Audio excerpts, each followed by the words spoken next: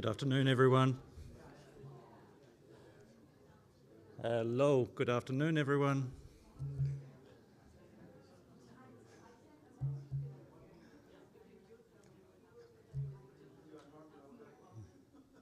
Yasmin. Okay, excellent that everyone is wanting to catch up, but we need to make a start.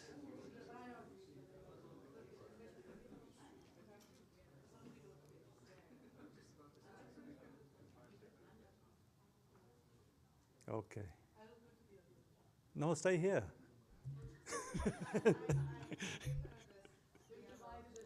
Okay, all right, we'll let you go then. Okay, good afternoon, everyone. My name's Lance Gorin. I'm a Principal Water Resources Specialist here at ADB. I'll be your moderator for this afternoon's session, and I would like to welcome you all here today to talk for this thematic breakout session titled Ensuring Water Security for Food Security, Integrated River Basin Management and Coastal Resilience. I trust you all enjoyed your lunch and you're also adequately caffeinated yourself to avoid a post-lunch slumps, and now you're fully recharged and ready to enjoy and participate in this interesting discussion.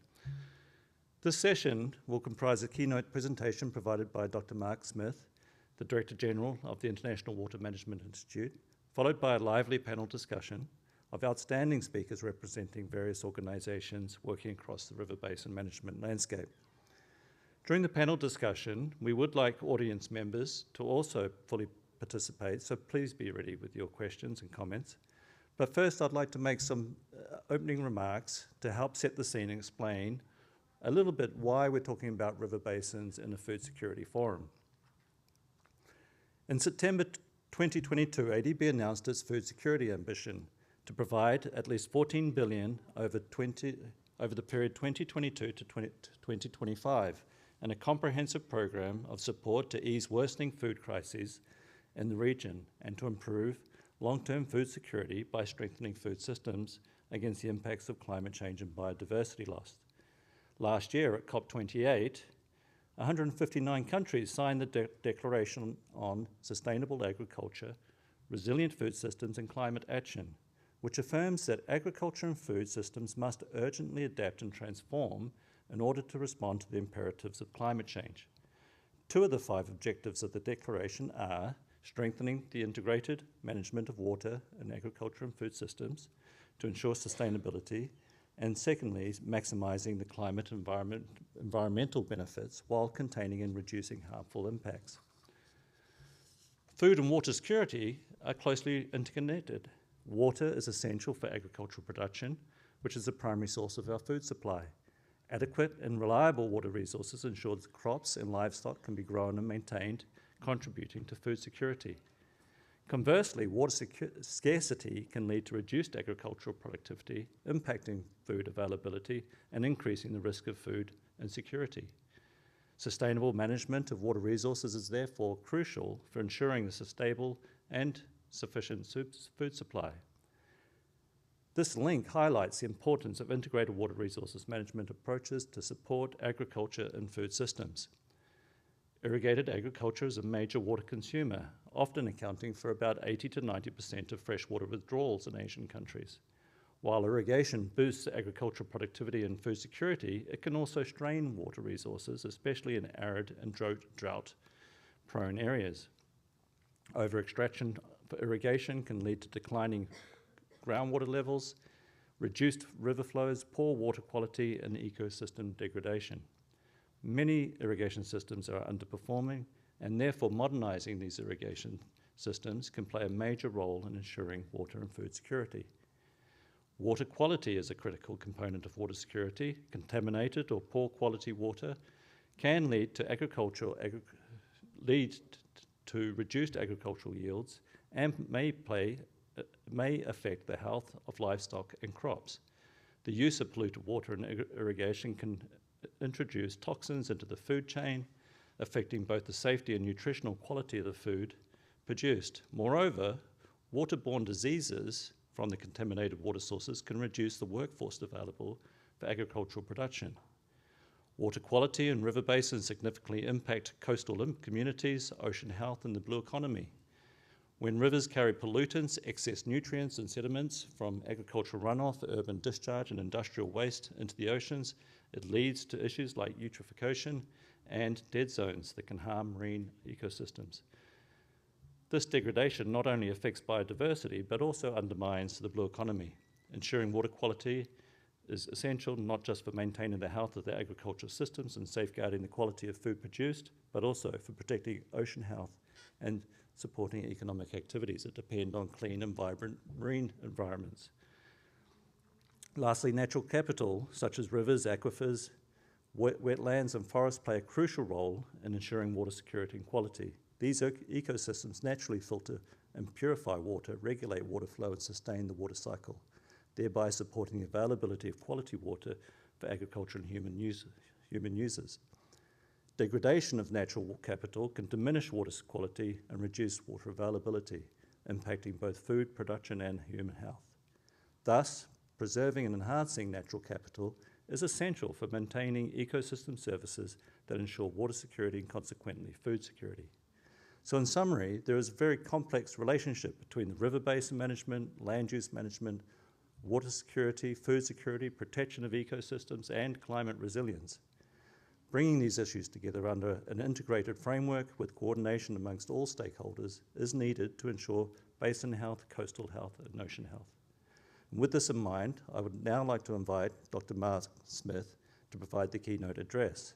As mentioned earlier, Mark is the Director General for the International Water Management Institute, IMI, which is headquartered in Colombo, Sri Lanka. And Mark has more than 25 years of research and program management experience in his water resources management, agriculture, climate and sustainability, including stints at the International Union for Conservation of Nature, IUCN, and the World Water Council. Please, Mark, come and entertain us. Thank you.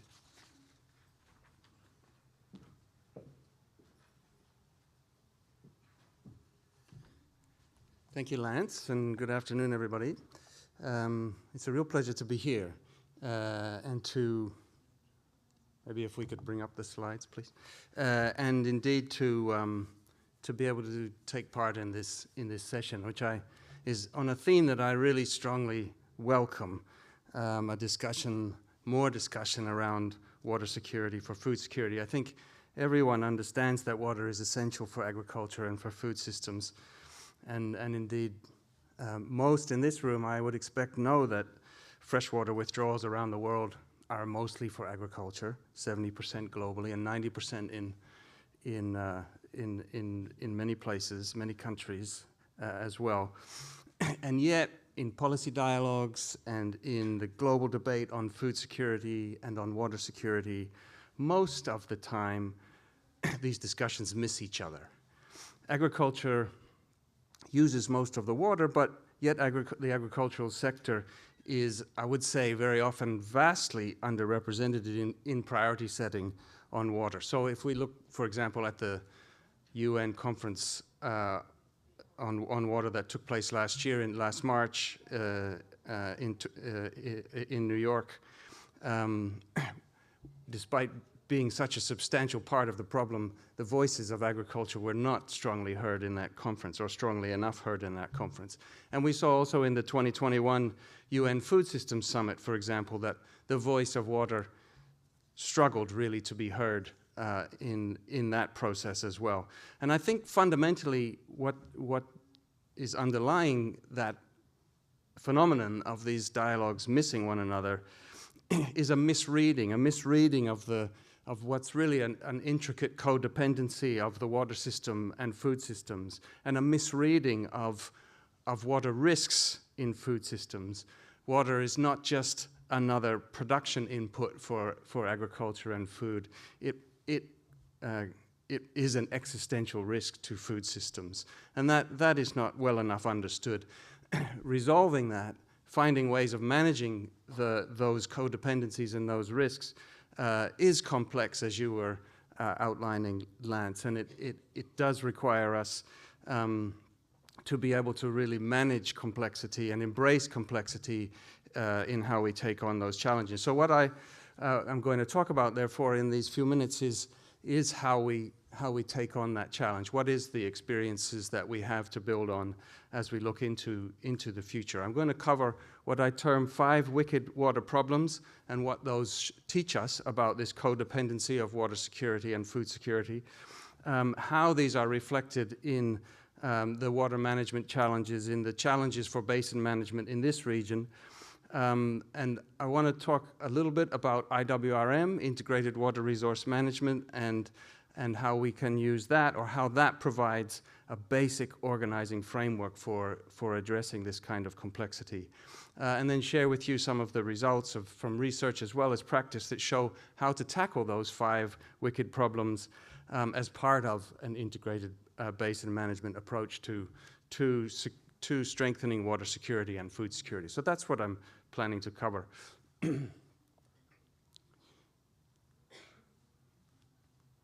Can you advance the slide, please? This doesn't seem to work.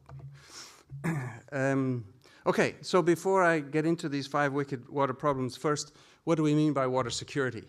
We use this term to refer to achieving and sustaining access to an acceptable quantity and quality of water for the diverse needs that we have from water relating to health, livelihoods, ecosystems, and production, as well as, so the issues of quantity and quality are coupled then with ensuring that we are able to manage water risks, or that there's an acceptable level of water risks to people, to the economy, to environments. So when we refer to water security, we're talking about having enough water, water of good enough quality, and manageable levels of water risks. And that's a very easy thing to say, but it's very context specific in how we bring that about. And there are many interdependent problems are connected through water that we have to deal with as we address those aspects of water security. So these different uses of water are influenced, of course, by each other, and there are multiple users of water, therefore, who influence each other in the way that they manage their water. So on the screen is this framework of 5 wicked water problems that we can use to exemplify in practical ways what the complexity of these challenges tell us. So the first of the wicked problems it relates to hunger, and we all know that water is inextricably linked to food security, but the scale of that challenge is important too. So globally, we know that more than 1.2 billion people live in regions where agriculture faces water scarcity, and across this region, close to some 400 million people faced hunger in 2020. The second of these wicked problems refers to poverty and exclusion. So the problem of universal access to water and sanitation, and how far that is out of reach still, and how it makes it more difficult to escape poverty, and especially, of course, for women and girls and for marginalized communities. The third of these wicked water problems relates to ecosystem breakdown, and as was so starkly put by the FAO in their 2021 report on the state of land and water, ecosystems are at breaking point, putting at risk the capacity of land and water to sustain us. The fourth of these wicked problems, as the IPCC reported most recently, we know that every increment of warming increases water insecurity for the most vulnerable people because of links between climate change and droughts and floods and extreme events and shifting monsoons and rising sea levels. But it's actually worse than that. The problem is more difficult than that. The assessment is that the effectiveness of adaptation to these impacts is expected to fall sharply beyond 2 degrees of warming.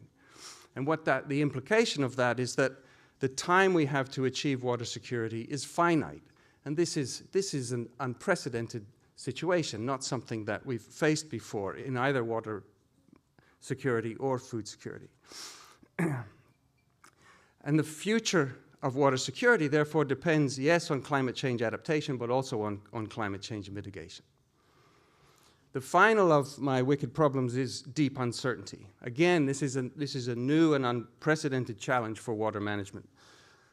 Climate change means that the past is no longer a guide to future water risks, as it's always been previously. but that the implication is that the probabilities then of future water risks are unknown.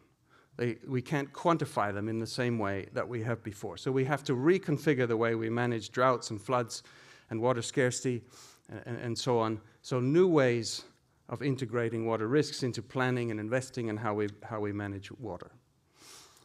The implications then of these 5 wicked problems, first, they are interconnected. So water for food is not something we can manage in isolation.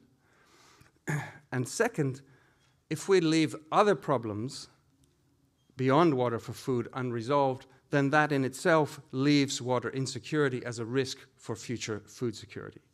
So it's the case that a food secure future, which is the tagline of the CGIAR, of which IMI is part, a food secure future is only possible in a water secure world. And I think that's a fundamental framing for today's discussion. For this region, for Asia and the Pacific, we have the assessment of water security from the ADB, from their flagship Asian Water Development Report, which was last published in 2020, and that gives us a good level of insight into how those 5 wicked water problems translate into water security challenges in this region, and the need to raise water productivity, so output per unit of water consumed across sectors, including rain-fed and irrigated agriculture, to increase water storage, including through nature-based solutions, to tackle groundwater depletion, tackle the effects of glacier retreat, improve access to water and sanitation in rural communities, overcome the scourge really of pollution and its impacts on health and ecosystems. In urban settings, strengthening sanitation, wastewater treatment, innovation for circular management of water, deepening disaster resilience for floods and droughts and so on, and tied to that, the issues of improving water governance, more data for better monitoring and more data, and filling the financing gaps that we face for water.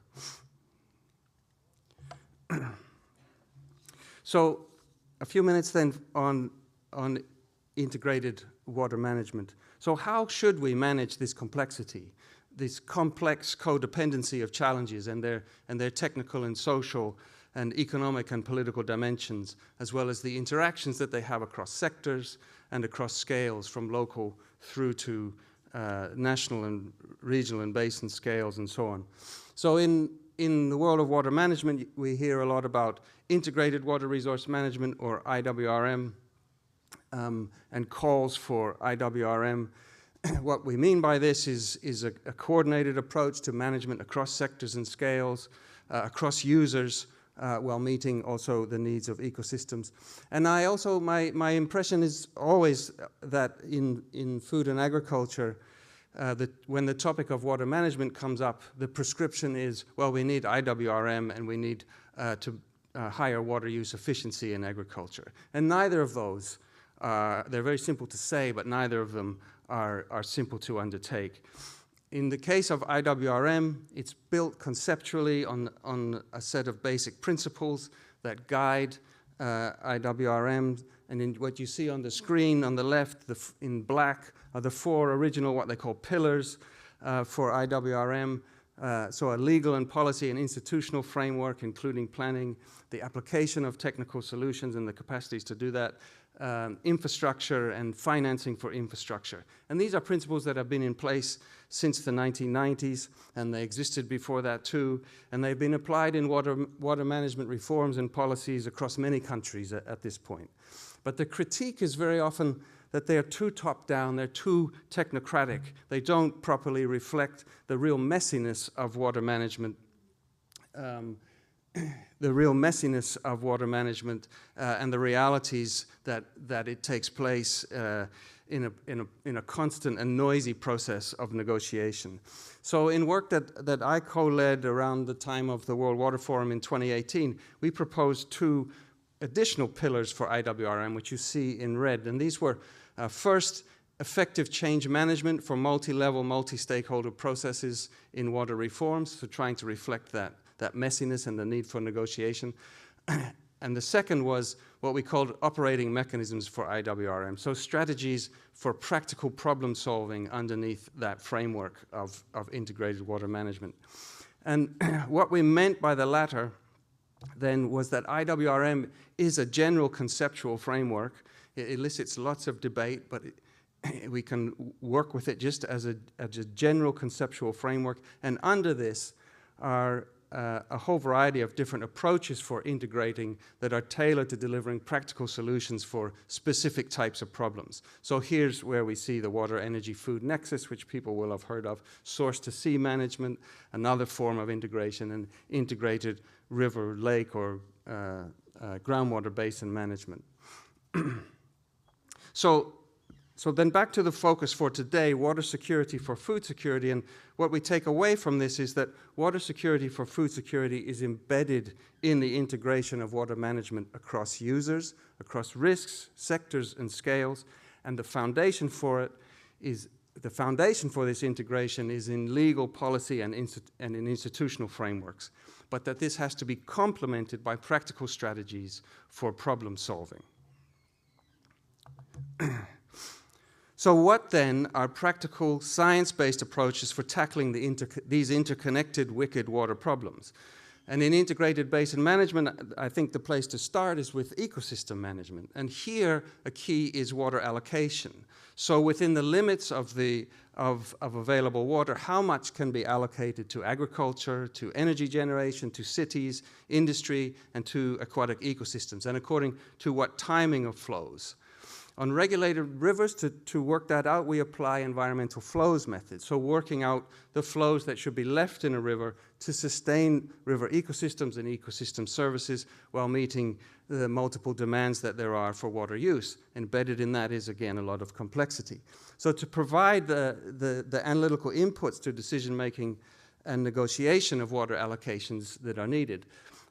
So the example on the screen is work that IMI has done on developing this global environmental flows information system to support these environmental flows assessment.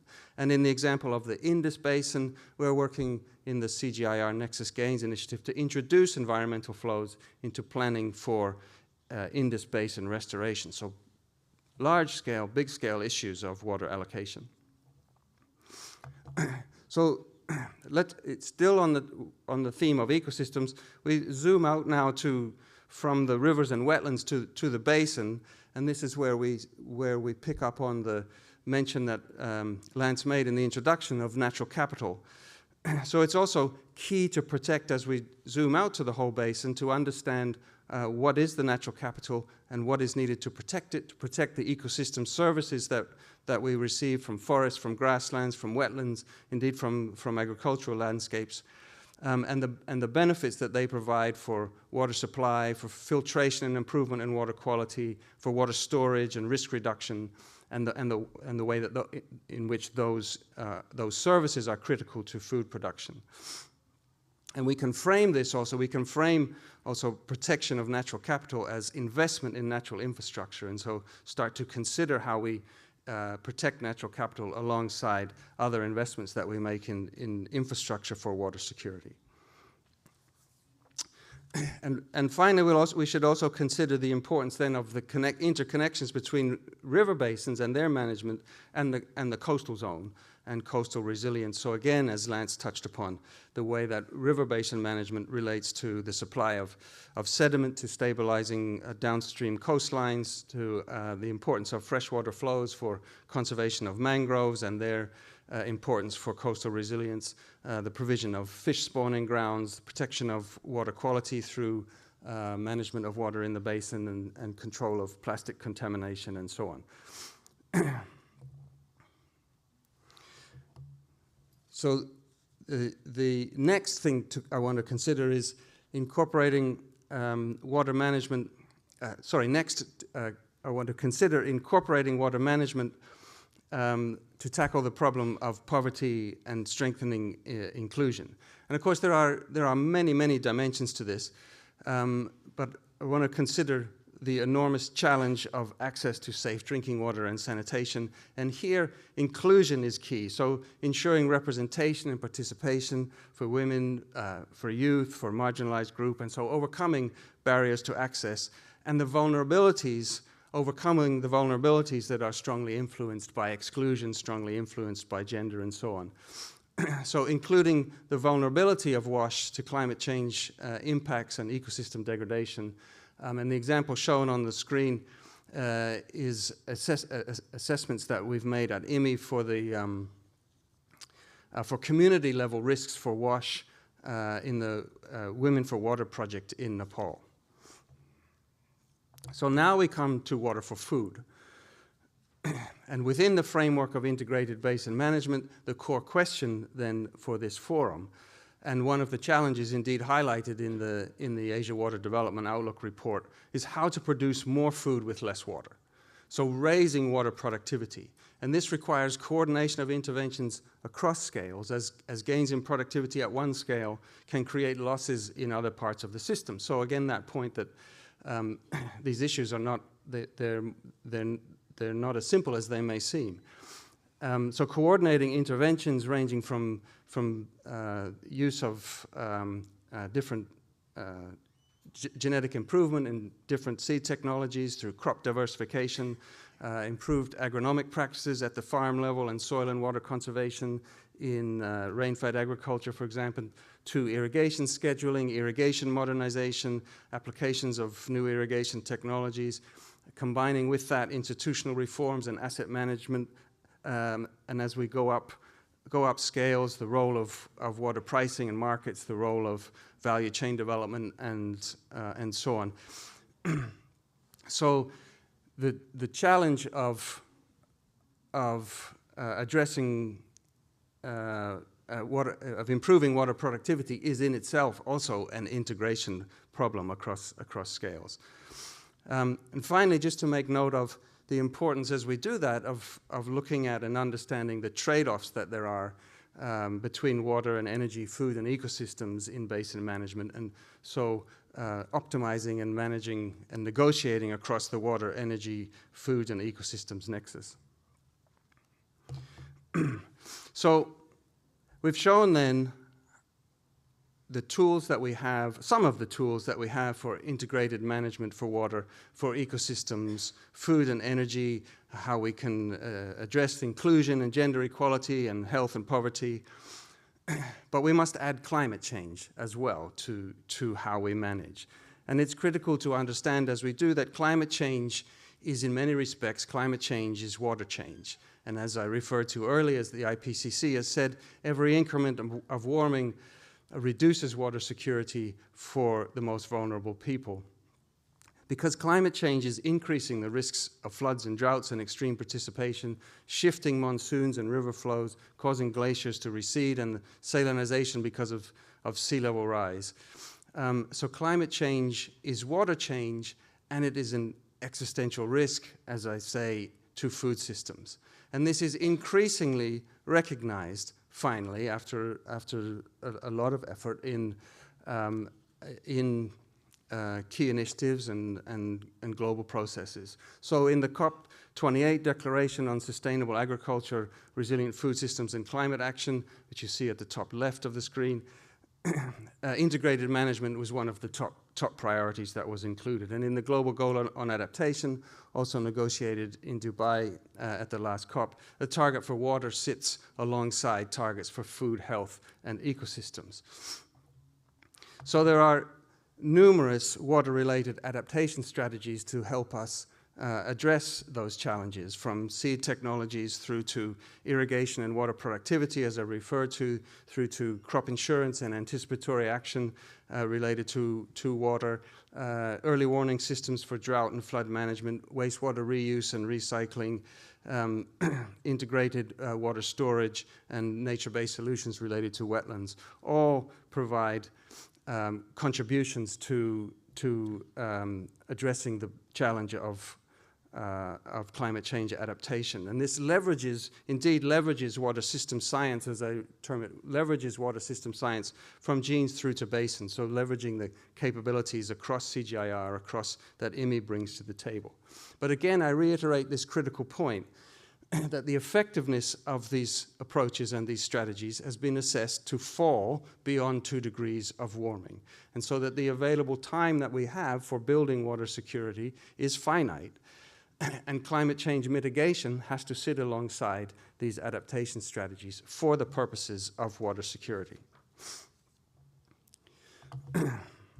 So, just before concluding then, I want to talk a little bit about the key issue of deep uncertainty in water risks. And the issue here is not simply data and monitoring, which is always a challenge in water management, but deep uncertainty, as I said earlier, deep uncertainty means that the probabilities of future water risks are increasingly unknown.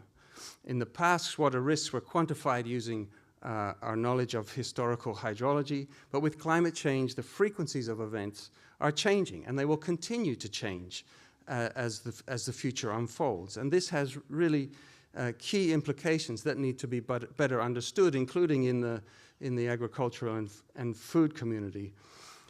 So it means that we need new tools for monitoring and assessing water risks, and that our knowledge of water risks needs to be updated, indeed, as they change. So we need risk-based approaches to decision-making on future infrastructure and investment using scenario methods, and that mean that we can then identify plans and investments that will be robust across multiple possible futures and that are designed with flexibility in mind. This requires monitoring systems, so for drought, for example, as you see on the screen, as well as for monitoring for irrigation performance, for example, using satellite-based water accounting, using the Water Accounting Plus methodology, as we do at IMI in the WAPOR program alongside FAO and IHE. We are using and developing dashboards that integrate data and the updating of data to support governance, to support accountability in water management, to support accountability in climate change adaptation, as we're doing in Pakistan in a program called RAP for Water Resource Accountability Project, as well as leveraging, of course, the enormous opportunities that are emerging with new technologies, new digital technologies, new analytical technologies for water management, including artificial intelligence, and such as development of digital twins to support digital twins for basin to support decision-making under uncertainty, which is something that we're starting to do now at IMI with some partners in different river basin organizations. So that's moving very quickly and emerging very fast and has great potential to contribute to this problem of managing with deep uncertainty. So to wrap up, food security is vulnerable to a set of wicked water problems. Governance and institutional frameworks are the foundation for water security and the foundation for this integrated management of water that we need to handle the complexities entailed.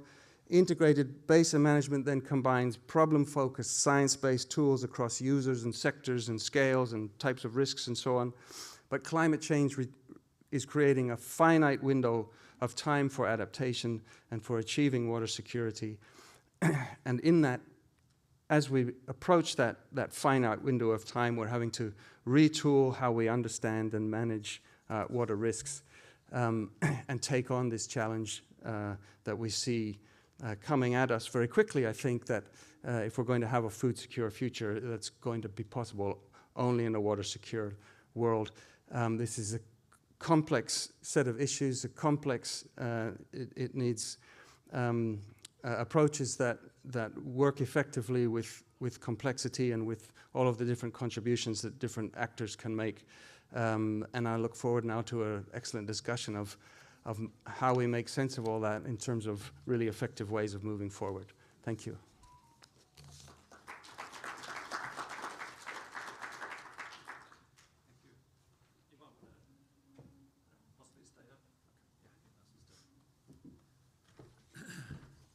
Thank you, Mark. Excellent presentation. Shows complexities and the linkages that are needed, and now we have to think about how we solve it all. And it's something that we've been continuously trying to do for a long time, but maybe the wisdom in this room will help us move a step closer. So I'd like to call up our distinguished panelists to join Mark up on the podium. So first, I'd like to invite Ms.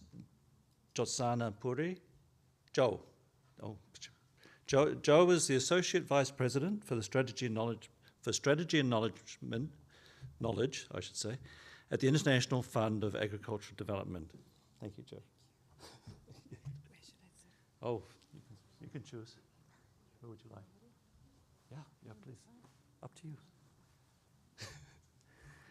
Ms. Yasmin Siddiqui is a Director of our Agriculture, Food, Nature and Rural Development here at ADB, and she's particularly in charge of Region 1, which covers Central, West Asia and South Asia. Thank you, Yasmin. Is it in any order? Anywhere you like.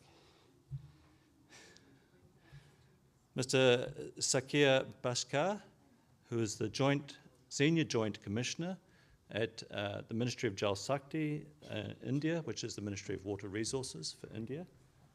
Thank you, sir. Mr.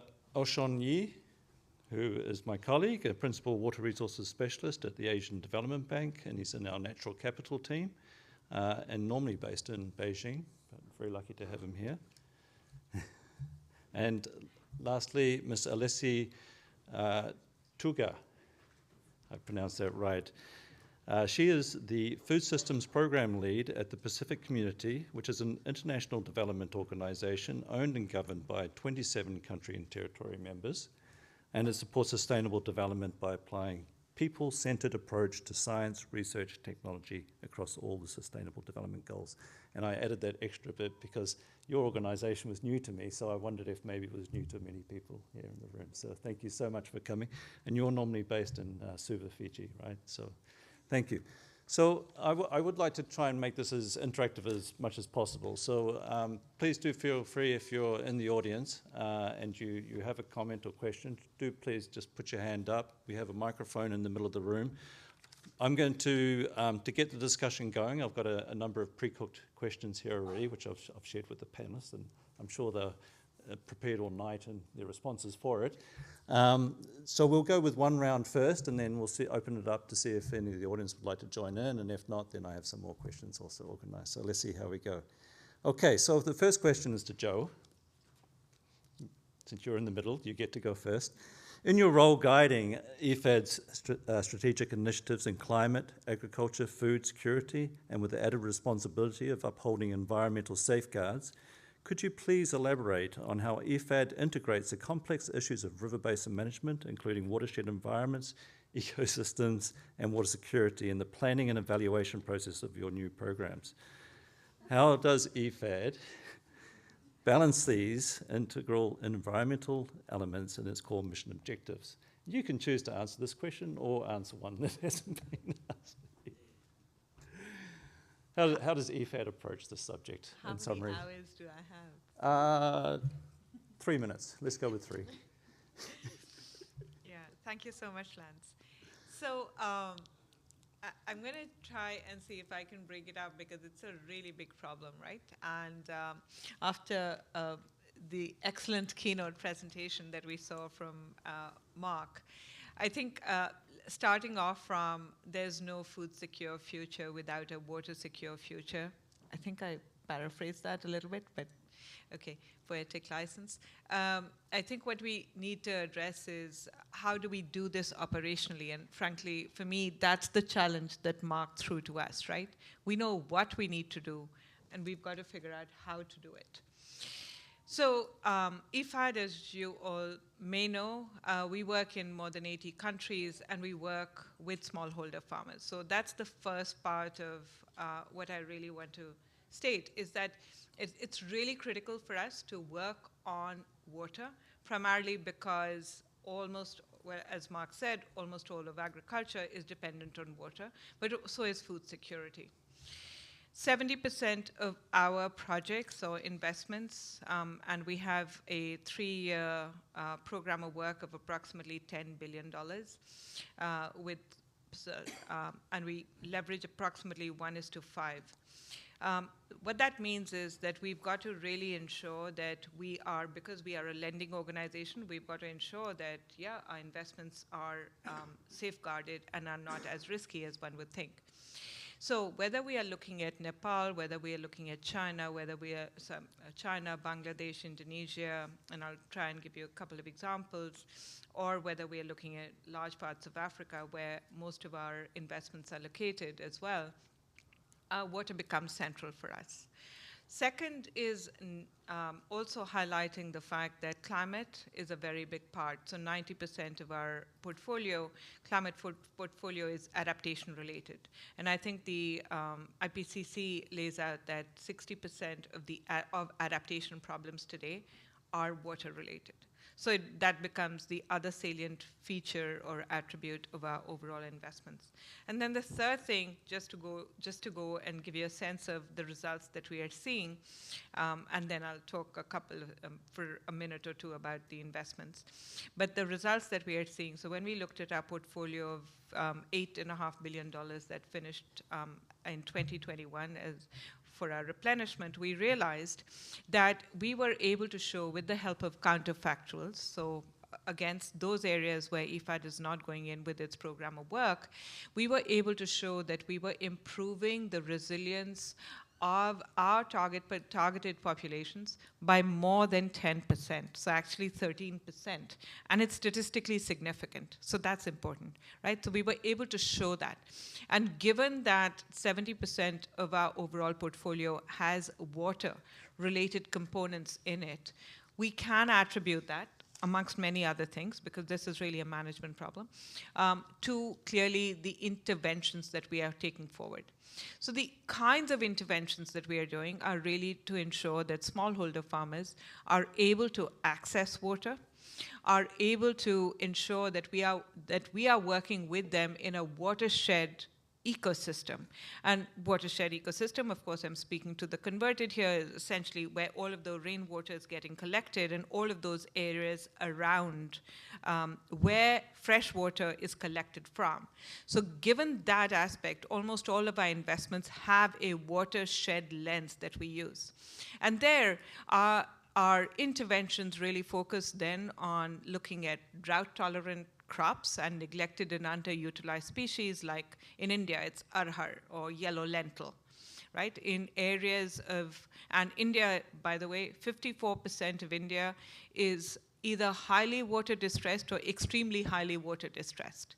So it becomes really important for us to try and see as to how we can ensure that those crops that we are supporting are truly drought resilient. So arhar, for example, is one example of a crop that we are supporting. In other parts, we are looking, so in other parts of Asia, in Nepal, we're looking at cowpea, we are looking at, there was another crop. So we are looking at cowpea and we are looking at, cowpea for now, I'm going to use that example.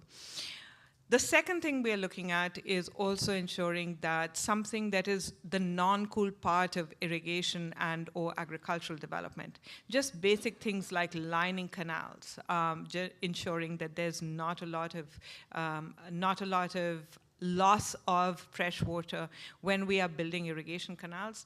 They are the non-sexy parts of agricultural development, but those are really key for us as we focus on smallholder farmers.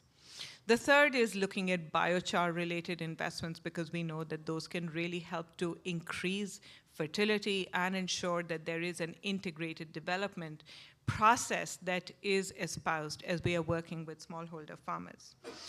And the last one is really about, and Mark spoke about this as well, is ensuring that all sorts of institutions and systems that we are building are really focusing on equitable allocation of water. But there, the key challenge becomes about pricing and incentives. And we know that smallholder farmers especially don't have a lot of market power, don't have the ability to really engage with water markets to the extent that they exist, or even exert power to ensure that they have access to a lot of these systems. So a lot of the development finance that we put in, whether in Nepal, whether in Bangladesh, whether in Indonesia, is really then focusing on building these institutions and systems. The one thing that we have not done in Asia and Pacific, but what we have done in Kenya, for example, are supporting water funds. So there is a project called the Upper Tana River Project, where we've taken combined payment for ecosystem services that is compensating upland farmers because their cropping practices are really instrumental in dictating as to how downstream the Nairobi River, the quality of the water in the Nairobi River is affecting downstream farmers. And so by creating this water fund where private sector actors such as Coca-Cola and others are coming in, we're able to create a compensation mechanism where not just cropping practices in the upper reaches of the Tana River are influenced, but also we are able to compensate them for any losses that they might encounter. So development finance, and this has been taken actually from Latin America and the Caribbean. We've transported it then with TNC and with the Global Environment Facility into Kenya. And now we're replicating that idea across 8 other sites in Africa. And the idea is to try and bring it to Asia as well. Thanks. Oh, thank you, Joe. I mean, that's excellent. And I think the Water Fund is certainly interesting and something maybe that Sean will pick up on soon. But it's an approach to eco-compensation is really one good framework on trying to promote integrated river basin responses. Moving to Yasmin, ma'am. ADB has recently undergone its first major reorganization in 20 years to align itself with achieving our Strategy 2030 goals. This reorganization was based on 4 key shifts in how we do our business. These shifts are climate change, private sector development, solutions, and new ways of working. Focusing ourselves on the topic of the session, how do you see that ADB's new organizational structure benefits our developing member countries to continue enhancing their water and food security? Thank you, Lance. Thank you. Thank you, audience. Thank you for joining this session, and thank you to panelists, and I think some of you who've traveled from very far. I'm just going to do a slightly more unusual approach here to answer your question, but I'd like to just ask the audience if you could put your hands up if you come from an engineering background. Okay. And how many come from an economics background? And how many come from environment and climate?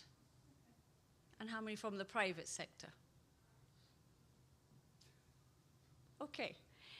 So perhaps to answer, as we saw, the majority engineers, economists. And how I see it, the new operating model that ADB has boldly established as the first MDB to take such a innovative approach, which is very timely, is, in my opinion, very much to bridge this challenge that we see, that if we look at what the issue today is, it's about climate change. And if we look at our focus to 2030, it's about achieving the 100 billion financing and to really support our clients in our developing member countries on working towards adaptation and resilience solutions. But what we see is largely, so far, we're divided in these 2 big groups of engineers, economists, and how I look at it is that the world that we look at today must be looked at through the climate lens. And it's what I'm often saying to our colleagues and our team members: put on your climate specs and look at the world through that lens, because every decision we make today has to be with a climate context. The new operating model provides us that opportunity to really link across these siloed ways that we've been working, where we talk about food security and water security. But what we need is that more engaging conversation around climate and the glue that builds it together. So to answer your question, Lance, how does ADB do this, and how does the norm help us? Well, firstly, it provides us with much more, a broader skill set amongst our groups and our teams to bring in integrated solutions. And I'm fortunate that our colleague Sean is here today, and I call him the glue. And what we need is the glue between those 2 big units that have been working till now to find those and facilitate those solutions. But today what I see is really critical, and what we do bring in through this new operating model is the glue that provides us that opportunity to flip the issue. So rather than looking at it from water and food alone, we start to look at it more thematically, which is from climate, environment, and social and gender aspects, which are those which are very critical in the challenges we face. So we need more of the glue, which provides a different perspective in finding solutions. And maybe we, as engineers and economists, take a backseat role and let them take the front seat role to drive us in the direction where we need to deliver. Because doing our siloed solutions will not give us the answer that we need. And I think this is where the NOM has been very helpful in pulling together a much broader audience and skill set. And I'm very pleased I can see in the audience as well many colleagues who work in our resident missions who are here with us today, who have tremendous talent and skills and knowledge and understanding of the needs of the client and the client country. And again, the new operating model bridges that and blends us into one seamless group which has a multifaceted skill set. So we now have people who know fisheries, we have people who know natural capital, we have people who know coastal management, which has been absent in perhaps the solutions that we were delivering in the past. That's one approach, and I think just given a good illustration here, we're working on a coastal management project in India. And of course, us engineers will always say, build a seawall, build a submerged reef, build, build, build. The economists will look at the cost, and the economists will look at the values. But what we have, fortunately, today is a project officer who is leading it, who comes from a background which is more around ecosystem management and environmental management, who can pull together all of us to deliver a much more comprehensive set of solutions. Secondly, with the shift, we can bring in more engagement from teams where we have solutions such as digital technologies, and I see Wim in the audience, and I'm sure, Wim, something you've been working on for the last at least 1 decade. But we need more people who understand digital technologies and how the private sector plays a role. Because again, through sovereign approaches alone, we cannot find the full set of solutions. There's a major role that the private sector can play in delivering to our client countries and to the people. And here, as we just did this quick poll, we have perhaps 2 out of the whole room who come from that background. So we need to see much more engagement. And again, the new operating model allows us to work much more upstream with private sector, with looking for those digital solutions, which may not be inbuilt to many of us who come from conventional backgrounds and trainings in very specific disciplines with very linear approaches to solutions. Lastly, it allows us to go much further upstream, to start developing approaches with our clients. So with our developing member countries, our governments, and I'm pleased to see here Nepal government representative, and we've been discussing the opportunities available to engage with private sector from day one. The solutions cannot come from sovereign side alone. So here's where ADB has taken this bold step forward to try to pull in all the players that are needed to deliver today's solutions for much more climate resilient approaches and to definitely be resilient for the future ahead. Thank you. Thank you, Yasmin. So I think a very nice segue then onto the glue. Sean. Sean is the glue. So, Sean, you've played a pivotal role in aiding the People's Republic of China government with the development and execution of 2 flagship integrated river basin management programs, namely the Yangtze River Economic Belt Initiative and the Yellow River Ecological Corridor Initiative. Can you please shed some light on the specific objectives that set by the government on these initiatives, and maybe also explain how the framework approach of these programs is structured to meet those objectives? Thank you. So, thanks, Lance, and good to meet the panelists, and thanks to the audience for joining this session. I'm very happy to be the glue. Right? More power to the glue. So I think as Yasmin was saying, I think with the new operating model, we've really been given the power to really expand our approach and apply good practices across different regions. Before the NAMA was supporting East Asia region, leading the Yangtze River and then the Yellow River. So let me just take a step back just to show the context about where we came from in terms of the Yangtze River program. That's now become one of ADB's flagship programs, and where we're trying to show as a model to other regions for landscape, source to sea, landscape type approaches. Everything that Mark and others and Joe has been espousing today. So let's just take a step back. So ADB's traditional model of engaging with clients is often, we're often project takers. So the government usually has an idea of what they want. They have an idea that different regions, they want to do different things. And then they come to ADB and we package it and we do the projects. In the Yangtze River, from about 2000 to 2015, we did about $10 billion worth of projects. Scattergun, so, no real approach, just, whatever we had, we did it.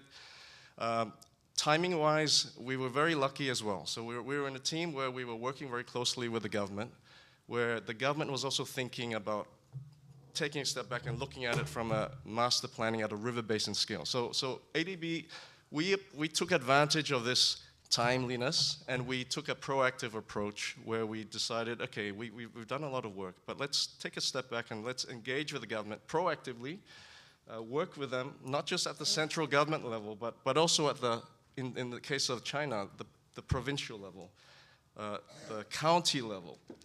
We initiated an engagement where we asked the government for the programming exercise to bring all these players together, the different stakeholders in the different regions together, and let's discuss priorities at the basin scale. This is actually very new because, each province, each state, if you will, they have their own, their desires, and they lobby, as a lot of countries do, lobby for their funds. The lobby for a project. So by taking a step back and looking at it, working with the government at the stage where they were looking at doing a master planning exercise for the Yangtze River, around September 2016, when the State Council released an outline for the Yangtze River master plan, we took that opportunity to sit down with the government and discuss what are the priorities for that basin. And the outline of their master plan was very ambitious. They had targets for water quality that they wanted to see in the Yangtze mainstream and the tributaries. They looked at vegetation cover. They looked at many different indicators. So that set a very nice foundation for ADB to come in and say, okay, these are the areas that you guys are trying to achieve. How can ADB come and help you? And then we identify at the river basin scale, where are the areas where you have maybe weak ecological environment? So in the Yangtze River, the central government at I think the 11th or the 12th, they call 5-year plans, they already identified that green development, green economy was going to be prominent. And that worked perfectly for ADB at that time, because we were coming in looking at ecological restoration, environmental improvement, water management, integrated water resource management. It's a big key area that we still espouse today. And then we identified where are these areas along the Yangtze, the upstream catchments, the midstream, and in some cases down towards the delta, but mainly our work is in the upstream where the damage and the degradation has been occurring from the industrialization over the decades prior. And we identified with them a cluster of programs. But let me again espouse that it's very difficult to just say that, okay, at a landscape scale, that sounds really nice, but these provinces, they're mini countries. They're as big as different countries in Europe, and they're all powerful. They have their own agenda. The Yangtze River transcends the boundaries across these geographical areas. So what is the mechanism that we can help the government to work through in terms of incentives? So Joe touched on this. These incentives are what drives change across the landscape. And so for PRC, ADB was in a very privileged position since around 2008. We worked with their planning, the powerful Planning Commission, National Development and Reform Commission, to work with them around upstream, downstream engagement. The upstream catchments, what they will get out of protecting their catchments, Why can't they develop, like the downstream, the richer catchments, the cities down in the coast? Eco-compensation was born, and ADB works with NDRC for the last more than 10 years around developing and supporting the government in developing this mechanism. Understanding how can we get a mechanism to make upstream, downstream communities and provinces work together. So it's a brilliant mechanism, because what you do is the government provided a fund, and it's a transfer payment. It's a type of subsidy, but it's an incentive to provide incentives for upstream catchments to protect their ecosystems, protect their vegetation, protect the headwaters. And then they have agreements between these provinces around water quality, in this case, for the focus of the Yangtze.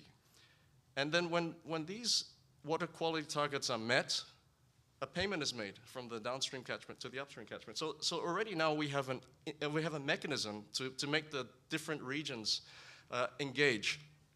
And this was crucial because the central government had to play a key role to facilitate this process. If you just left the states and the provinces to their own accord, they would not have any incentive to work together. One side of the river may be industrialized, the other side wants to be industrialized. Why should they not develop? So there's really quite a conflict, inherent conflict, which is, as Mark very eloquently put, these are wicked problems.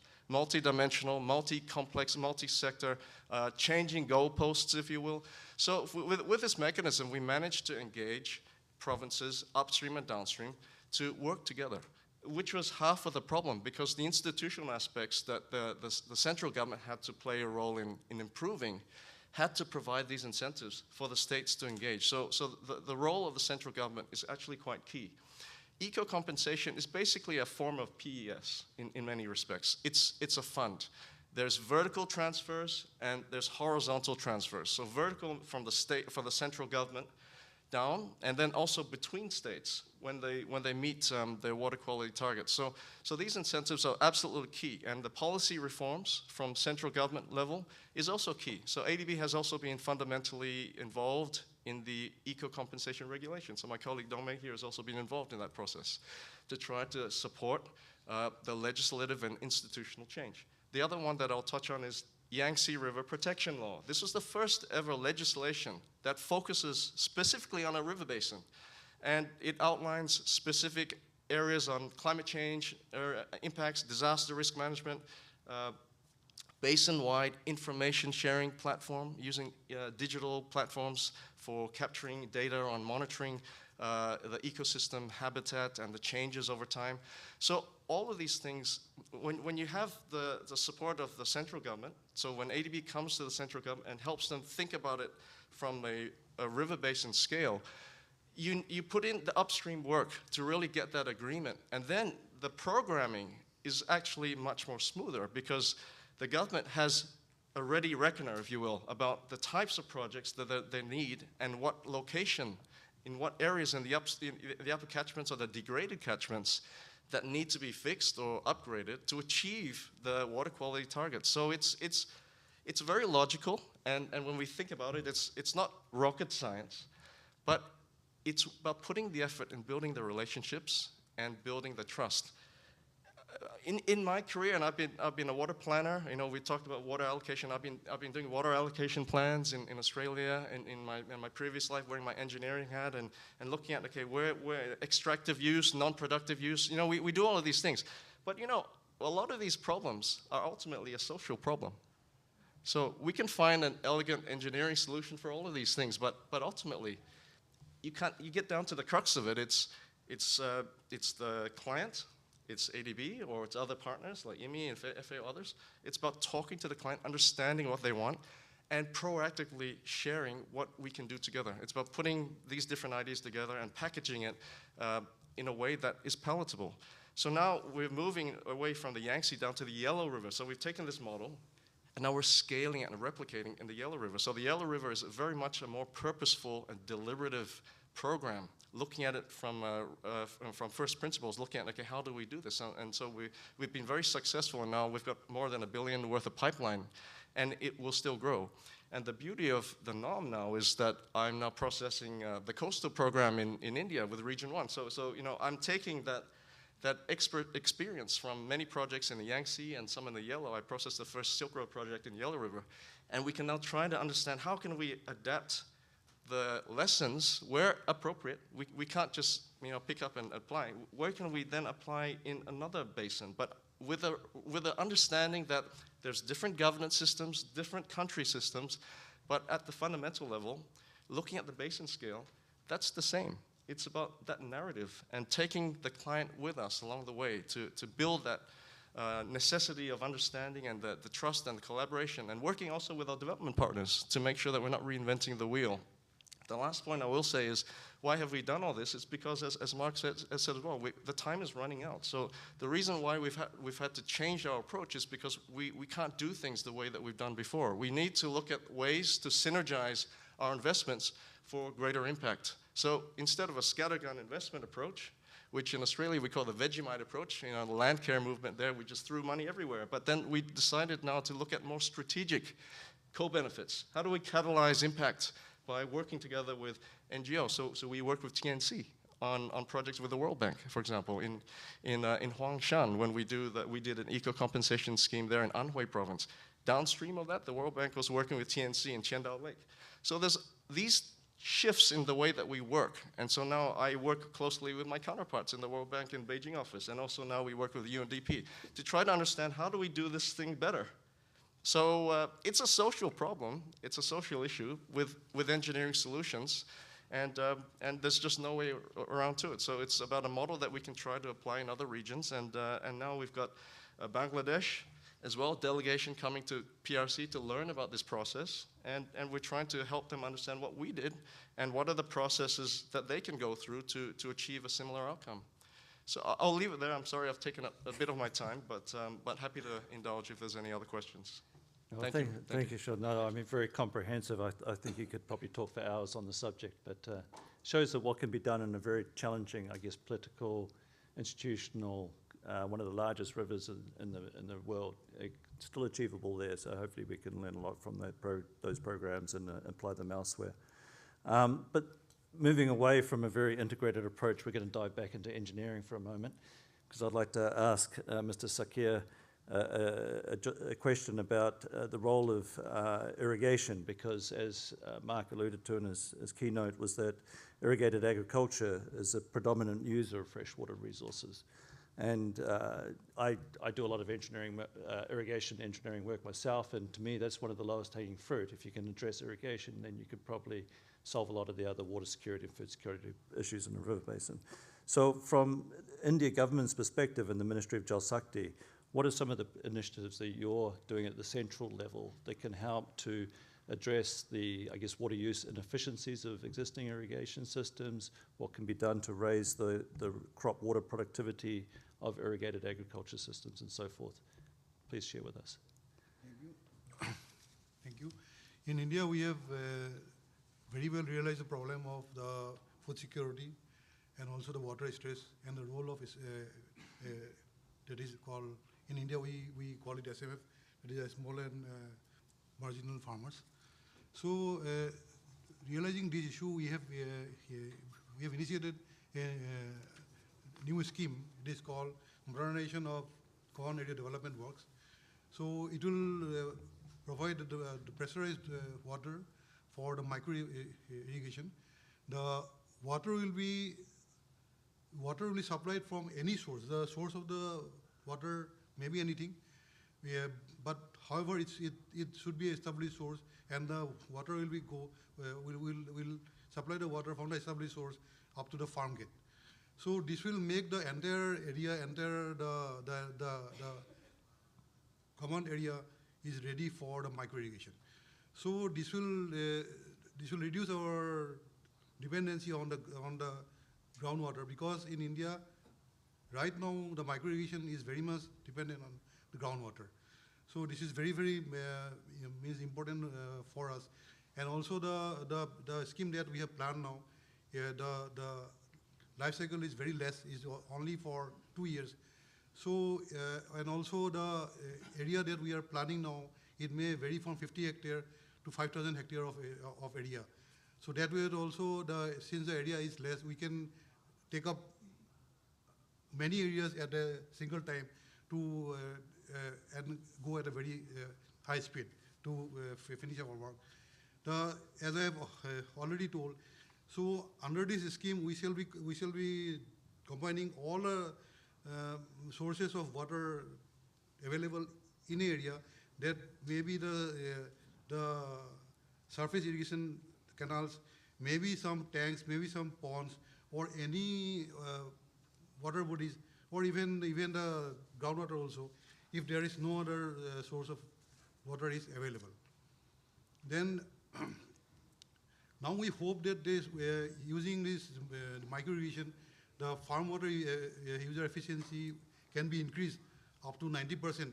So it will free up a lot of water, and with this saved water, we can expand our existing command, and also give more water for the drinking, and even for the e-flow also. That is for environmental purposes. And we are planning to use a lot of like technology here, like smart irrigation and digital twins. So we are hopeful that it will help the farmers very much. And under the social reforms, if we see, so after we finish our scheme, with the project is completed, the whole scheme will be handed over to the farmers. So it will be the farmers who will be actually handling the whole scheme. They will look after the maintenance and collect the fees, like the water fees and everything. So they will be actually the owner of the whole scheme. And the monitoring will also be done by them. So the government of India or the state government have no role to play once the scheme is over.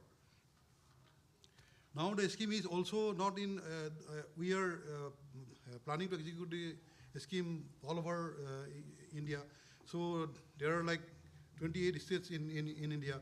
So in every state, at the initial stage, we will take 3 to 4 schemes in each state.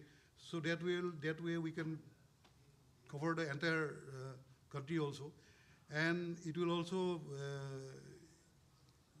promote our organic farming also. And regarding the financial reforms, we can say once this water user society is created, they may be converted to an economic entity, and once it is an economic entity, they can go for the PPP model, and they can also engage some of these private entities for the technical support and also some technical upgrades.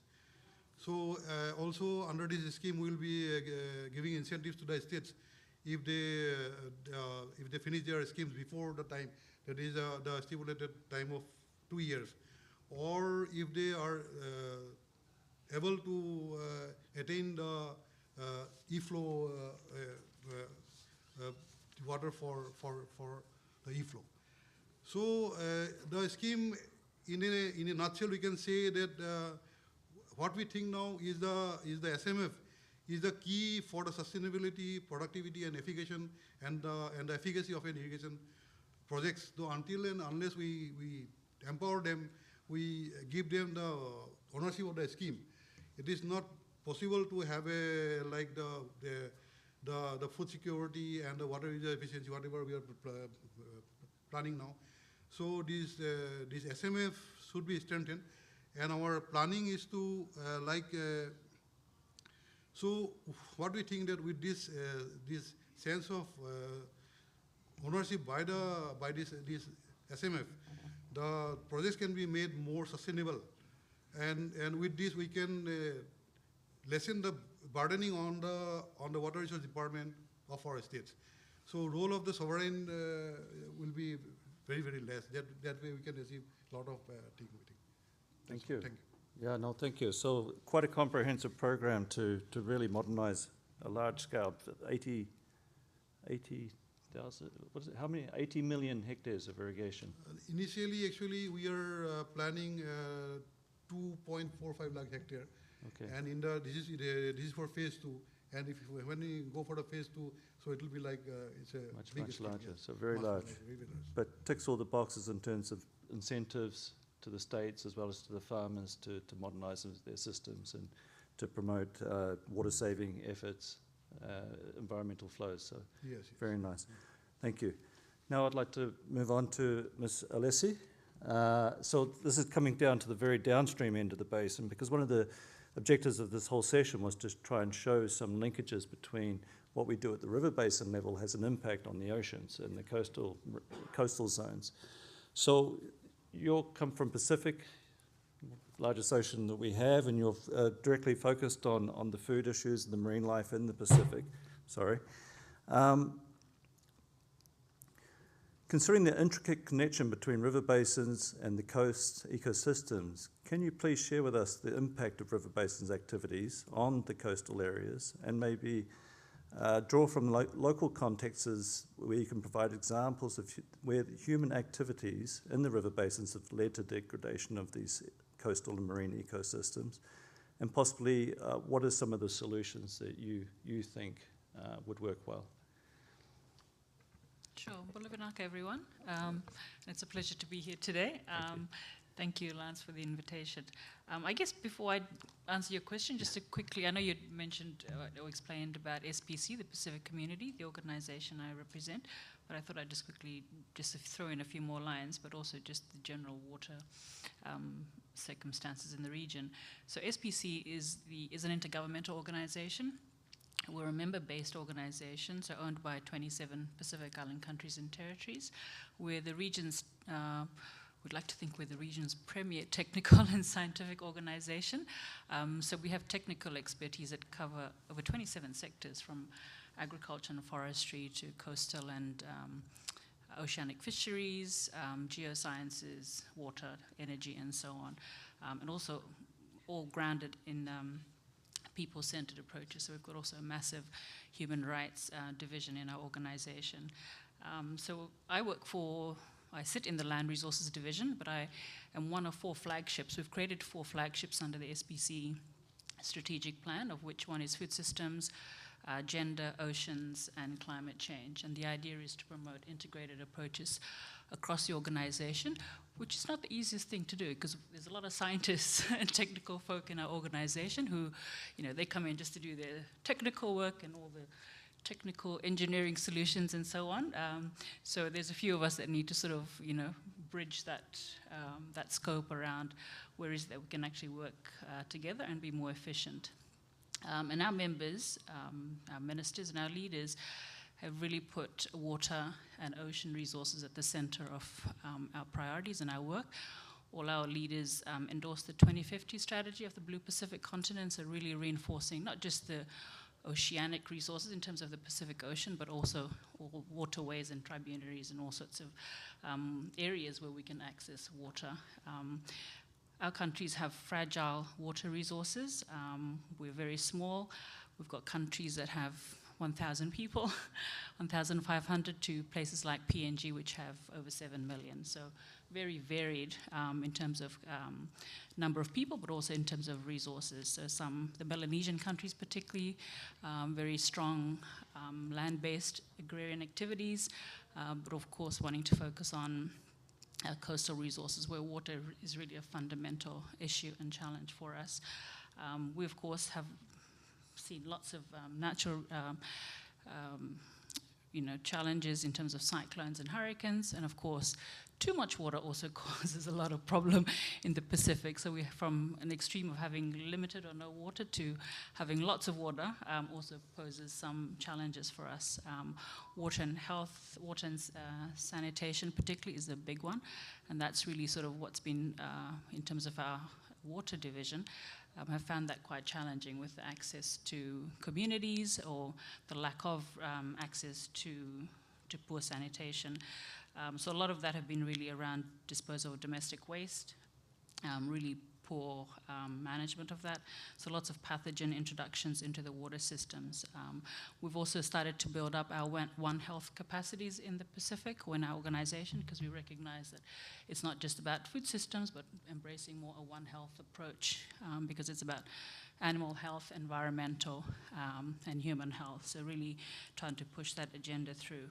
Of course, plastics feature very strongly in the work that our team does in waterways. And we've found that particularly our fisheries division are really struggling with that. Well, not struggling, but have found that that's really a core piece of work that's taken up a lot of their resources in recent years, because they're finding, of course, a lot of the scientists are finding macro or nanoplastics in food, particularly fish, coastal fisheries, so impacting quite a lot on what we're doing in that space. A lot of the work in terms of solutions is really just working with the communities. It's really trying to go down to grassroots, because we're an intergovernmental organization. We interact and interface predominantly with the line ministries, so with the ministries of agriculture, health, fisheries, and the waterways, and so on. But really, because we're trying to advocate for a people-centered approach, and we know food systems, whilst it's a global phenomena, everything is impacted at the local level. So, and basic necessities like water is really still a fundamental challenge for us. So partnerships is really a key one for us, not just in terms of technical capacities, but also obviously resource mobilization. We got support most recently through the Bezos Earth Fund, so really reaching out to non-traditional partners, if you will, so approaching philanthropic organizations. So the Bezos Earth Fund had announced 100 million support to the Pacific, of which one of the key areas that we're going to be focusing support, which includes water, is around coastal food systems. So we're really excited about that. It's a work in progress, but we're hoping to get some of that resourcing channeled through to us before the end of the year. Thank you. Very exciting. Thank you. We are running out of time, unfortunately. I'm going to ask Mark to maybe just reflect or respond to any of the points that have been raised by the panelists. Maybe you can spend 3 to 4 minutes on that, and then we'll take a few questions from the floor. Please, Mark. Sure, thanks, Lance, and thanks to everyone on the panel for your great comments, actually, which I take away from what you all said, that the core question that we all agree on is how do we synergize, which is imperative to take on these multifaceted, complex issues. How do we break out of our silos? But I feel very optimistic, actually, having listened to you all, because I think all of our institutions have been learning how to do that, and learning how to do that relative to very concrete objectives and goals, whether that's for the Yangtze, whether it's for smallholder farmers, irrigation modernization in India, et cetera, et cetera. And if I compare perhaps the same discussion, or the same session that we might have had 10 and 12 and 14 years ago, 15 years ago, I don't think there'd be this level of shared understanding of the need to break out of these silos, and we wouldn't have accumulated the same level of learning about how we really do that. So I feel very encouraged. But still, I see in front of us enormously complex issues that require us to find those synergies, to align together across whether it's government or the private sector or local governments or NGOs, to align around a common framework, a common set of objectives. Perhaps that becomes clearer as we get closer to the ground, as we make it concrete about real problems in the Yangtze, for example, or the water funds in the Nairobi Basin, etc.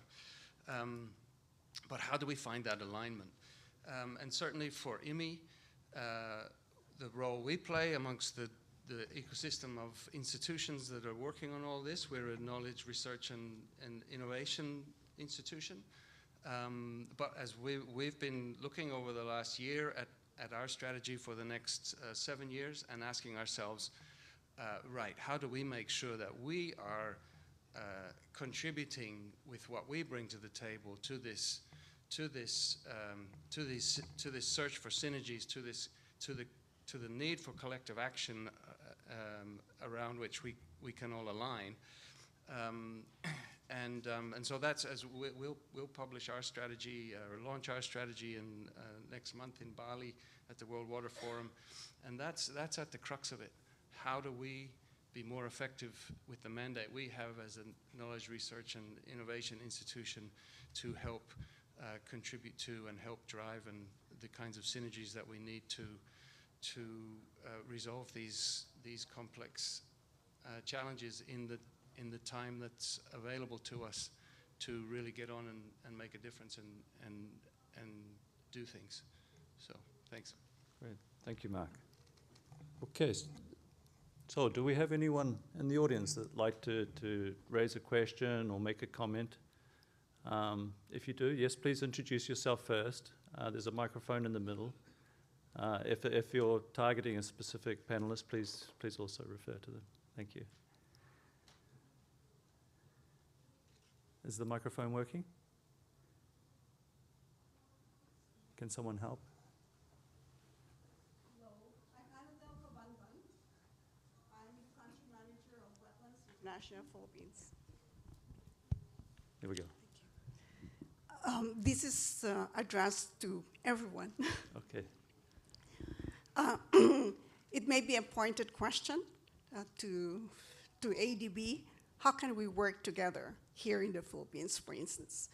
The reason I ask this question is because we, Wetlands International, has been working with again, the Oro River Basin Management and the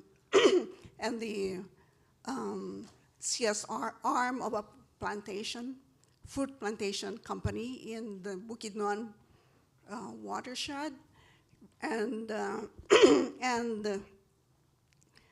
also with the Cagayan de Oro River Basin Management is a multi-stakeholder platform. This project is the Reach to Coast Rain to Top project for sustainable water supply in the Cagayan de Oro City. This project was born because of the Sendong, the typhoon that has passed through Mindanao, which flooded Cagayan de Oro River and destroyed the water district facilities. And to make the long story short, the Dutch water companies, with funding from the Dutch government, developed this project with us to address the water district's problem. But they really wanted to address the root cause of the flooding. So they approached Wetlands International to address why this happened. And of course, it's because of the destruction, deforestation in the watershed. So we worked with these three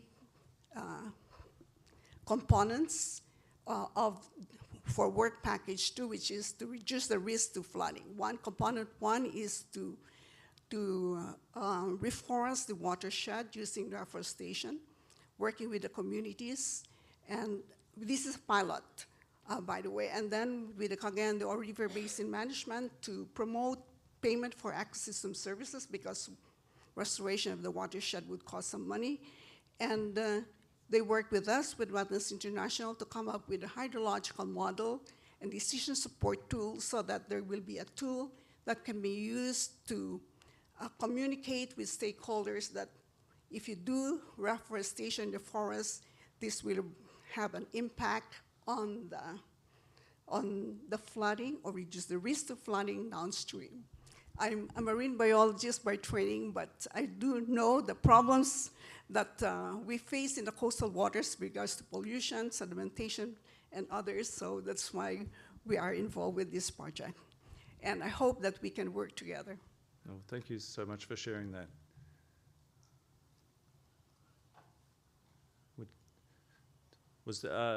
Would anyone like to respond, or that was for our information only? Okay.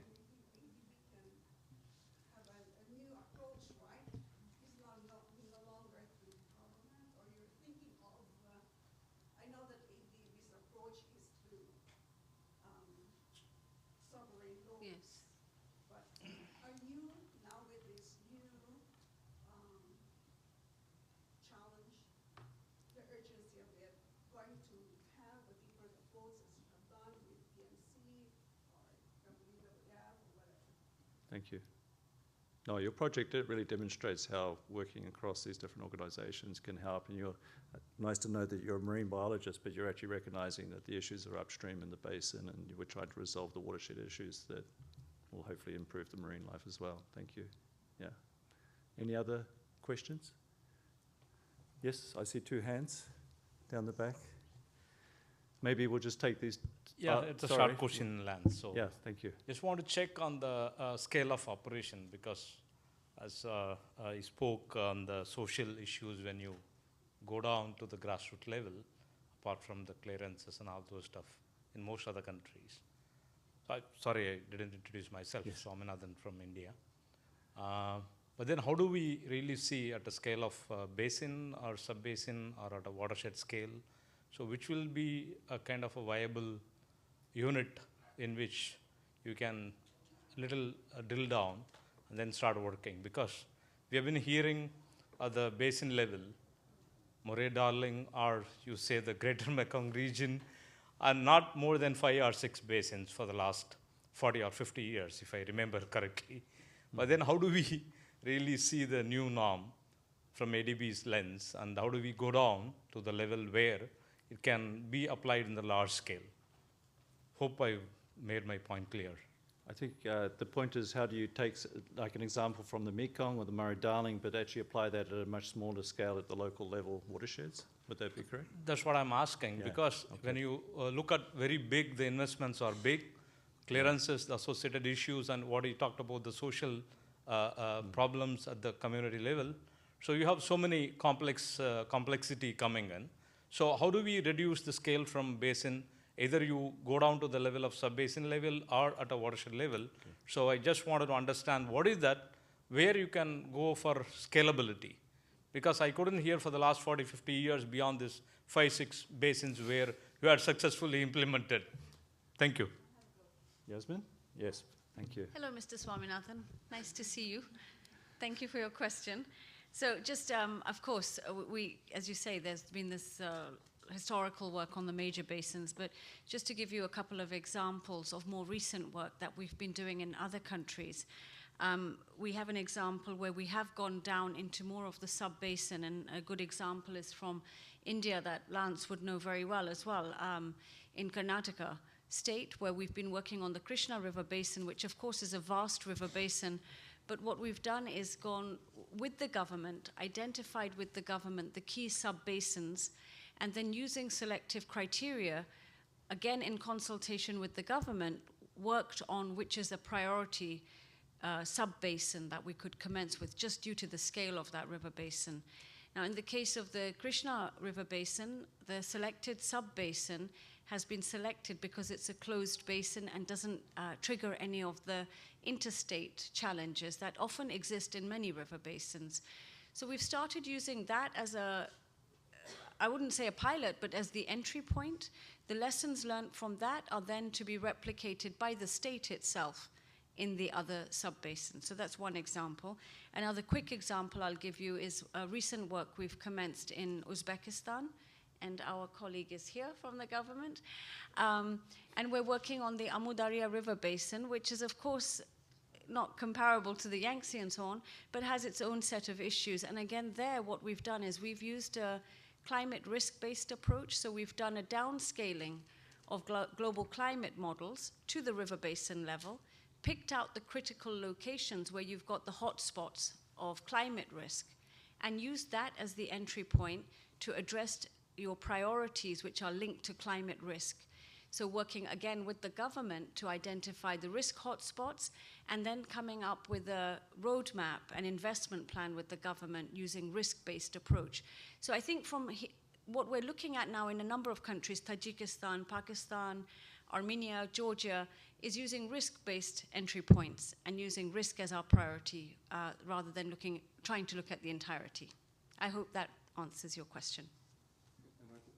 I'll just supplement that. So when we talk about, for example, the Yangtze, the Yellow River Basin, we're certainly breaking that is the big scale, the microcosm for the nexus for water climate. But at our project interventions, they're very much at a sub-basin scale. So in a specific province or county, we're looking at a small watershed where there's identified, as Yasmin said, the government, together with the provincial government, has identified key hotspots based on their assessment or together with us to identify these key degraded areas that are critical to the program logic around getting towards the water quality targets in the mainstream, looking at the tributaries that go into their system, and we work with them to identify where are the areas that they see that they need intervention. So it's very much at the basin scale, but at the sub-catchment scale, and we're working it down to the county, and so we're working down to lake basin catchments, where in the PRC they've got a very progressive incentive system called, they have the river chiefs, lake chiefs, where the mayors and the local political figures are personally responsible for achieving water quality targets in these stretches of the river. And it's published and it's used as a bit of a name and shame thing. So, there's an incentive for the officials to ensure that there are processes and procedures in place to achieve those targets. So we work in that framework at that sub-basin scale that contributes to the overall plan for the basin. So that's why institutionally working with the national government is important to have those targets, and then working downwards at the provincial or lower level scale to identify what are those steps and the logic involved to achieve that. So we can't be everywhere all at once, but we can work with them to identify these key areas that have the most impact. Thank you, Sean. Okay, we have maybe the lady at the back, and then one quick question from down the front, and then we'll have to wrap it up. Otherwise, you won't be able to have your coffee and snacks outside. Thank you, moderator, and also speakers, keynote speakers. You gave a very excellent presentation. You mentioned 2 points as additional direction in integrated water management. One is to enable the basin to deal with change. Yeah, another one is digitalized management. So from my understanding, in the current integrated land water use system, you speakers have already mentioned the social engagement and water allocation, but at the farm level, there is one of the approach used in China's Heihe River Basin is about a kind of incentives similar like a market mechanism. The government set different price of water, gave a certain standard amount to each farmer household. When you use more than that water, you need to pay more. But if you save water, you can selling out your water tickets, get money back. So under this incentive mechanism, the government also launched technical projects assistance to farmers to help them to replace thirsty crops to drought-tolerant crops. By these 2 ways work together, so the farmers, they are encouraged to replace their thirsty crops and the plant, the drought-tolerant crops, and then the total agriculture water use were controlled and were reduced in the region. I think this is a market mechanism. What I would like to know is in current time, because the water use sometimes is not only depending on the knowledge or the practice of farmer itself, but also relevant to changing climate and availability of water. That is the link to innovative technology and the digitalization of the management. So what is the plan of ADB Bank in the future project can involve in these 2 elements to enable the local farmers can keep timely change according to the climate change by digitalized innovative technology? This is my question. Thank you. Thank you. Who would like to tackle?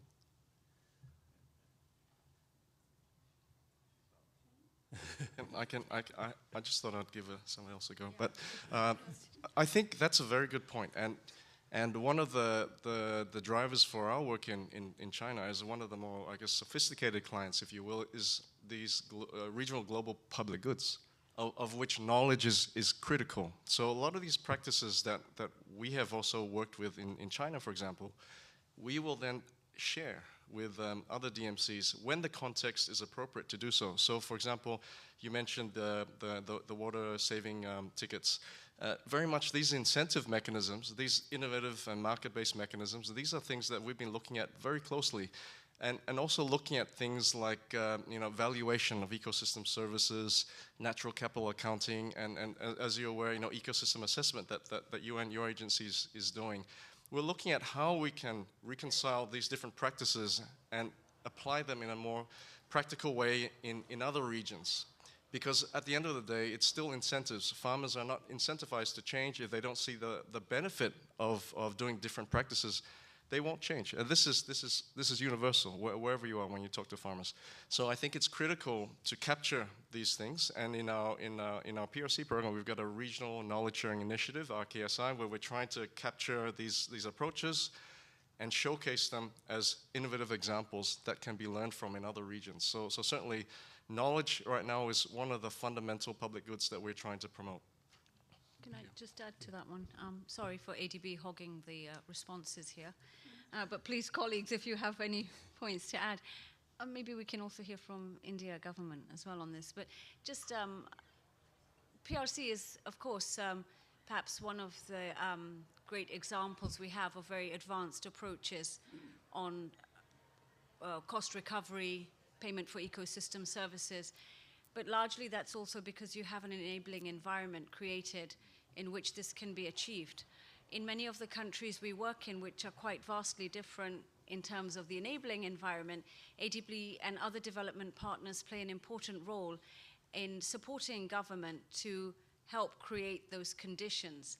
So whether it's through policy-based lending or recently what we've been doing more of sector-based lending, where we can start to work in the policy environment as well, because in many countries you might not actually have the legal framework to deliver that type of solution. So it requires much more comprehensive working in the policy, legal, institutional frameworks as well. And we can see that now happening in other regions as well. But definitely it's a pathway that will take time to get to that example of PRC. It's a pathway to it.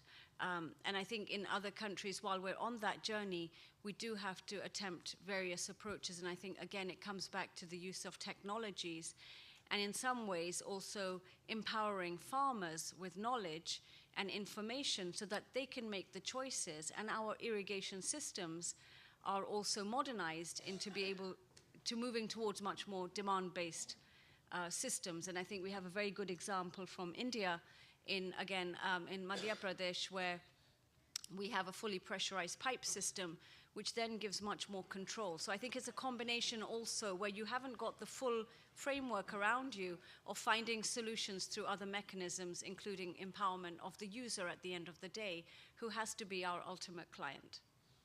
Thank you, Yasmin. Joe? Yeah, no, thanks very much, Lance. And I just thought I'd come back on a couple of things that I'm taking away. And I was referring to ADP because the questions were for ADP. Yeah, but yeah, no, they're really great questions and really good comments from the audience. But I think there are two things that I'm taking away. One is the power of incentives, clearly, right? And even in India, and we know that just by creating the incentive to conserve water, I think it becomes, well, and combining that with the enabling environment, we've seen lots of commercial actors have been asked, and I won't name sort of a soda company that was coming to India that was setting up. We can guess. That was setting up its factories in the state of Kerala and was basically asked to move out, primarily because it could not ensure that groundwater extraction was not going to be held at sustainable levels, right? So that's sort of the combination of the enabling environment where you have a strong enough governance structure, but combining that also then with the authority to empower, with the empowerment that goes along with it. But I think at an institutional level, the incentives also, so from IFAD side, for example, we have the social, environmental, climate assessment procedures, which are not just a safeguarding facility, but they are really a design facility as well. So in each one of our investments, those have to be considered, and unless you reach a certain threshold, and clearly water and unsustainable use of water is a really big part of that. So that also creates the incentives for the investment officers that are sitting in IFAD to ensure that those things are dealt with. But enabling environments or disenabling environments can also go the other way. Subsidies. And again, the subsidies that have been provided for, say, diesel-generated electricity has led to unsustainable extraction of water and some of the lowest groundwater levels that we've seen in a very long time from the country that I come from. And so that part becomes really important to recognize, given the intertwined nature of and the unintended consequences of a lot of these economic instruments that I think we need to consider. And the last point is really on naming and shaming. Sean, you're absolutely right. Actually, there's a wonderful economist, Yun Yun Ang. She's written a lot on the experience of PRC. I think the cool thing that comes out from the PRC experience is, of course, that you've got the monitoring and the data systems to look at these sub-basin indicators for water quality. But a lot of the countries, as Yasmin said as well, don't have those systems to look at sub-basin water quality. Until we can do that, and I'm not a big advocate of name and shame, but I think it does have a lot of power. I think it is important to recognize what the systems that we need, the monitoring systems that we need to then try and ensure that. So measure, measure, measure. Thanks. Thank you. Okay, 1 minute, Stuart, Leslie, please. Very quickly, I think just bringing another dimension. I mean, you've all picked on the policy and regulatory element, but I think from the Pacific context, really underpinned also by traditional knowledge and indigenous knowledge, and where this really fits in, particularly around resource management and managing of waterways and things. So well, thank you for reminding us. Very important. Now, I'm afraid I've been given a signal down the back that we must close. So let's wrap up quickly so you can have a quick cup of tea or a coffee and have a snack outside and then join the next country-led sessions. But before then, maybe I'll just quickly like to thank the panel members for joining us and talking with us today.